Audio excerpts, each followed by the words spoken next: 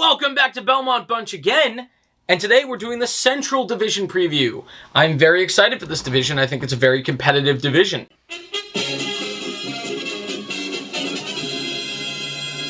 One team that will not be competing is the 8th place team, the Arizona Coyotes. Phil Kessel's on the Arizona Coyotes, right? Not for long.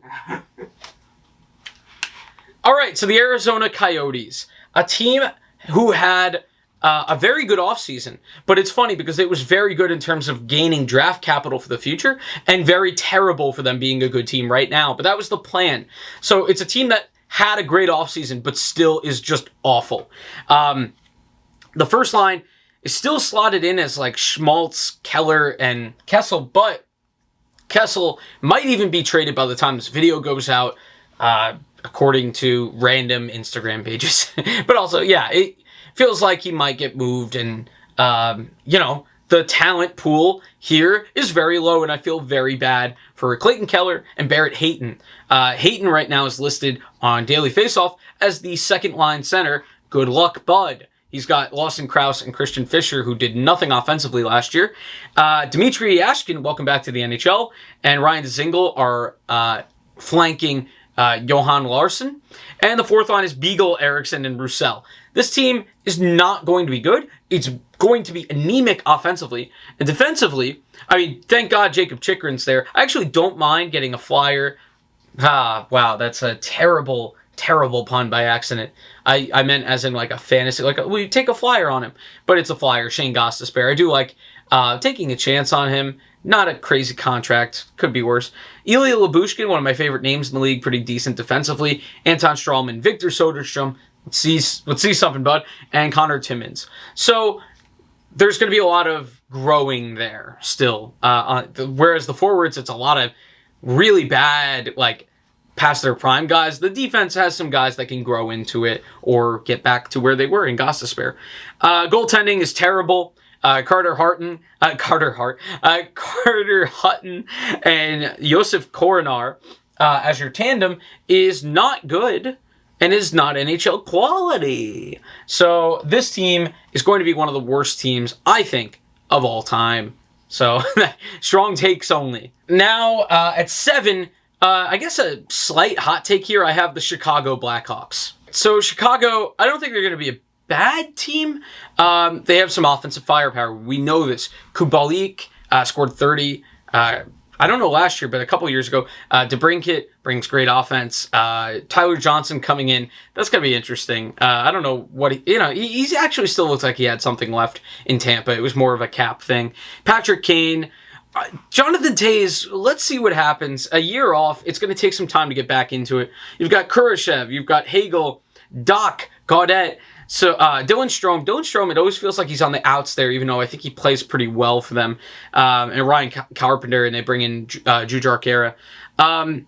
So it does feel like kind of a unit that's going to be pretty potent offensively, but not very responsible defensively.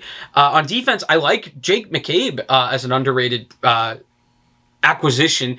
Seth Jones, not as much. A lot to pay for that. And I don't know. He just hasn't been very good the last few years. We'll see. He has time to turn it around. He's young, but I don't know. They threw the bag at him, too. Calvin DeHaan, Connor Murphy. Connor Murphy's been pretty good the last few years. And then the bottom pair, Caleb Jones. Nice little ad there. So there are some things here. And this team could, definitely push past my prediction because their goaltending also. So Lankinen kept this team together a little bit last year. Defensively, it's not too much better, but it is definitely a little bit better.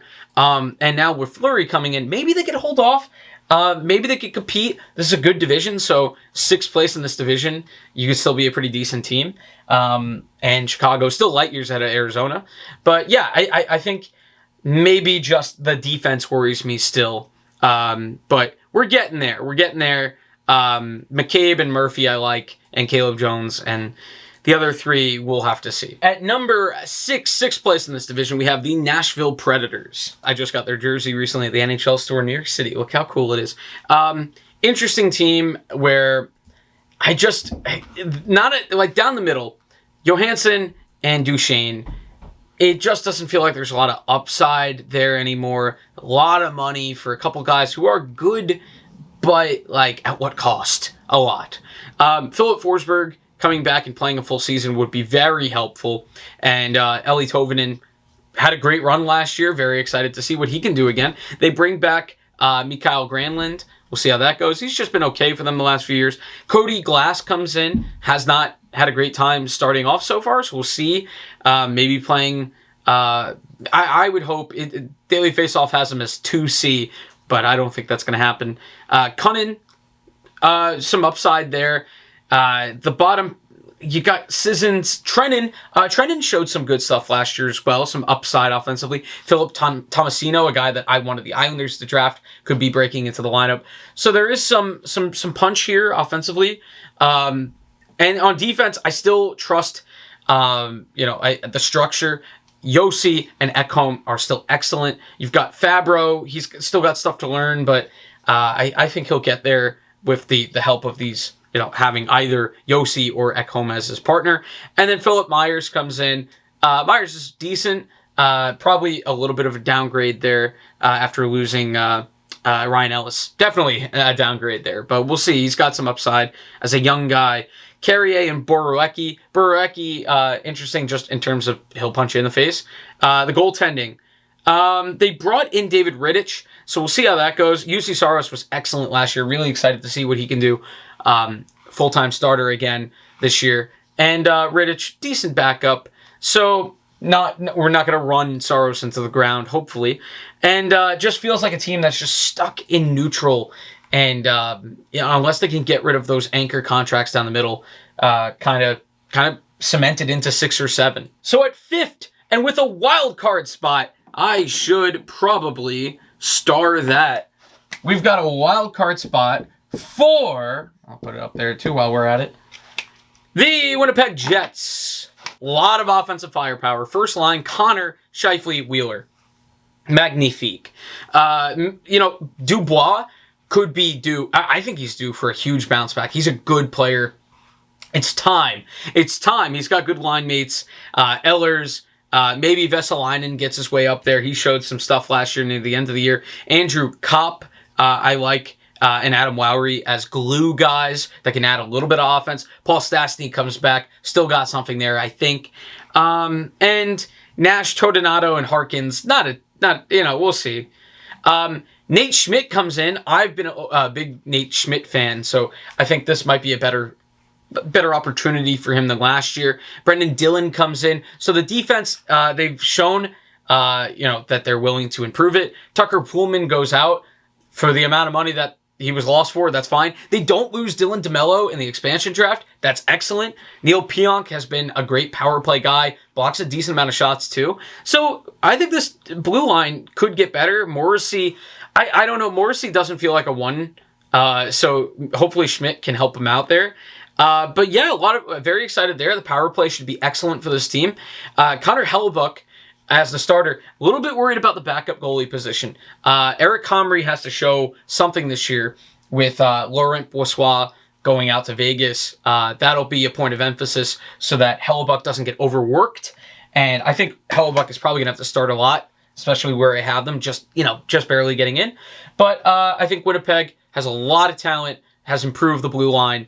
They should get into the playoffs. All right, at the second wildcard spot, we have the Dallas Stars. Pardon my handwriting. Terrible there.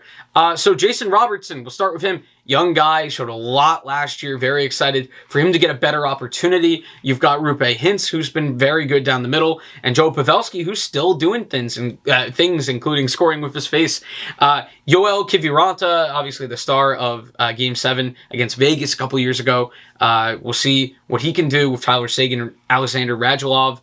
That is according to Daily Faceoff, by the way, for these lines. Jamie Benn, it's been going downhill for a little bit. We'll see what happens. The good thing is he's still so physical that he can add something if he's falling down the lineup, still in the bottom 6. But maybe I don't know if we're that far yet. Dennis Gurianov, very excited, very good sniper, young sniper. So a little bit of punch to this Dallas offense, maybe a little bit deeper than it was a few years ago when that Sagan, Ben, Radulov line had to do everything. So now they're spread throughout the lineup, a little bit more depth. I like this. On the blue line, I love their blue line. I wanted Ryan Suter. They paid a little bit more than I was willing as an Islander fan to give. Esa Lindell and Miro Heiskanen, what a pair. You've got Klingberg, who needs to bounce back a little bit. The last few years, he's been showing a downward trend, and Ryan Suter might be just the guy to help him back to where he was by being a stay-at-home, helpful defenseman. Bottom pairing, a little bit worrying with Hanley and Sekera, but that top four is so strong it can make up for that. And it's a team that has a lot of talent, could have a really good power play, and in goal, weird. So they got 4 NHL quality goal. Well, I don't think Braden Holtby is very good anymore, but he does have flashes, so I can't say he's not NHL caliber. But Anton Hudobin, Ben Bishop on the IR, you've got Jake Ottinger. Somebody's got to go, right? I mean, even if Bishop doesn't play this year, Holtby's got to go somewhere, I would think. So that's something to watch, but I guess a good problem in terms of having that depth, a bad problem maybe for the cap. So if they can get one of those guys out of there, don't know why they signed Holtby, but doesn't affect my feeling that this team's very deep and could go far in the playoffs. All right, at third place, and I think with a bit of a bounce back in this very difficult division, the St. Louis Blues. Now, before we start, I think I should clarify that I think the difference between these 3 teams is very light, and I think, this combination, all these teams should be playoff teams. We'll put it like that, I guess. But St. Louis Blues, decent offseason. Now, they haven't lost Tarasenko yet, despite all the rumors in the offseason. They add Saad, they add Buchnevich. You have Kyrou, who showed a lot last year. You still have David Perron. You've got Ryan O'Reilly down the middle, Robert Thomas and Braden Shen. Liking that. Tyler Bozak is the 4C. Logan Brown comes in to get more playing time. Pretty excited for this forward unit. And with Tarasenko, if he's healthy and they hold on to him, this team could score a lot, which is going to be good because defense, lukewarm on. Torrey Krug coming in, I was very excited for him going into last year. Still adds a lot of offense. We'll see if he can keep the defensive game going. Justin Falk just doesn't seem like it's worked out here. Colton Parayko has kind of been declining a little bit, so let's see if we can get something more out of him this year again. Scandella, Mikkola, Bortuzzo. So not extremely inspiring from the blue line, but very high on this offense. And in goal, we will see, because Binnington and Husso was not great last year. And, Dallas is going to be breathing down their necks. Dallas, I easily could have put Dallas maybe as high as second. But I think I'm very excited for this offense. Dallas, maybe it's just... Okay, so we cut there because I talked myself out of St. Louis as 3 and into Dallas as 4 because I just trust their defense and goaltending a little bit more. So we're just going to back it on up here. And I think you could probably tell as the viewer that I was kind of a little bit higher on Dallas maybe with their, probably equal offense and better defense and goaltending. So we're going to make that change now, bud. And I'm not your buddy guy. All right, let's hope I don't talk myself out of anything more. I just couldn't justify it. I just definitely made better points for Dallas. Okay, so at 2, we have the Minnesota Wild. And let's hope that Tom doesn't talk himself into another change. So, the Minnesota Wild. This is a team that I think I would have dropped precipitously. If not for Kirill the Thrill coming back. Eriksson Ek is now getting a lot of money and has been very good down the middle in a shutdown. Everybody says Patrice Bergeron type way. We'll see. Zuccarello still adds some offense. It was a shame that he got hurt. He's had a lot of injuries with the Wild, but when he plays, he's looked pretty good. Still not crazy about their center depth, but we talked about that last year and it didn't matter. Jordan Greenway and Foligno on the wings are adding offense. You've got Kevin Fiala back. Love Kevin Fiala as an offensive. He'll just go through stretches where he just can't stop scoring. Victor Rask isn't very good. Freddie Gaudreau just keeps getting on NHL teams and he does his role, which is occasionally score and just exist. And Matthew Boldy, hopefully making his impact this year. Nico Sturm showed some good stuff last year. Let's see. Nick Bjugstad, more a guy that's been there. Not much more. They bring in Galagowski. I like Golagowski. I'm going to say it differently every time. He comes in. He's going to play with the captain Spurgeon, according to Daily Faceoff. Brodin and Dumba, love that top four. And you have Kulikov and Merrill. So I kind of like that whole top six. So very excited for them defensively. And in goal, Talbot and Kakinen did a good job last year. I wouldn't be surprised if Dallas is banging at their door. And don't worry, I'm not last minute changing again. Yes, I am. No, I'm not. I think very highly of Dallas. But Minnesota, maybe a little bit more dynamic on offense. Maybe some stuff that I don't see coming when it comes to, how much Kirill adds to this offense. He did it last year, and they gave Vegas a fight. So I think a lot of Minnesota, hopefully Cam Talbot doesn't have that year after being really good fall off like he did last time, but he didn't get overworked as much. So we should be good. So this leads us to the first place team, which is, as I think we all know, the Colorado Avalanche. This is a team that doesn't have many weaknesses. The worst thing about it is the new away uniforms. Don't like them very much.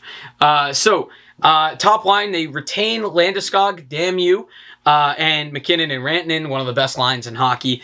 Nichushkin, Kadri, and Burakovsky. Burakovsky, been really good since he left Washington, so I expect that to continue. Kadri is fun down the middle as a guy that's going to mix it up and also score. Tyson Jost, JT Compher, guys that you want to see a little bit more out of, but they're decent on that third line. Alex Newhook gets a shot this year, and Maltsev comes in from, I believe, the Devils, Logan O'Connor, and Darren Helm. So, not the best past the first line, but the first line is unbelievable. So maybe they'll do what Dallas did, like I said, and move those guys around a little bit through the first two lines and see what they got. Get Burakovsky on the top line, maybe occasionally. Give Rantanen, help with the second line with Rantanen playing there, maybe. We'll see. Defensively, I love Devon Toews. Everyone knows this. To start the year, it looks like he's going to miss time, but might not be the end of the world. Samuel Girard, really excited by his... he's just an exciting defenseman. He skates amazingly, adds a lot of offense. Very excited for him. Right now, slated to play with Cale Makar, one of the best young offensive defensemen in the game. He's excellent both ways. Bowen Byram, excited for the prospect. Let's see what happens. Eric Johnson, maybe leading him along. You've got Ryan Murray there now. Decent ad for pretty cheap. Maybe, he'll play top 4 minutes and Byram can, relax on the bottom pair, relax. And Curtis McDermott, who's just a grinder, tough guy. So, they could beat you in a few ways. And when they get Taze back, they're just going to be so good on the blue line, too. Kemper and Francois, not a bad pairing at all. Tough to lose Grubauer. Kemper's pretty good. Francois missed a lot of last year, but was really good the year before. So, very, very interested, but I think they'll hold the fort down enough. So... that's the Central Division. Thank you so much for watching. I apologize for changing mid-video. If you're interested in the audio version of this, we'll have a link in the description. You can look at... You can't look at anything. You can listen to this in podcast form on all your favorite podcast platforms. Apple, Spotify. You know where to go. Link in description. Check it out. Until then, we will see you, and some of you will not see us, but will hear us next time on Belmont Bunch. That was something. It's quite long. Yeah. The Rangers are number 8. We're not in that division. But they're number 8 in all the divisions, though. Sure.